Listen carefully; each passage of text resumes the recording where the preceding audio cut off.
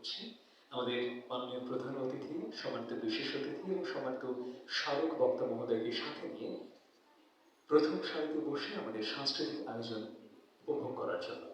আর অনুরোধ শুধুই আমাদের মঞ্চ ব্যবস্থাপনার জন্য একটু সময় প্রয়োজন। আমরা আপনাদের সকলের কাছে বিনয়ের সাথে একটু সময় প্রার্থনা করছি। ধন্যবাদ সকলকে আরও একবার।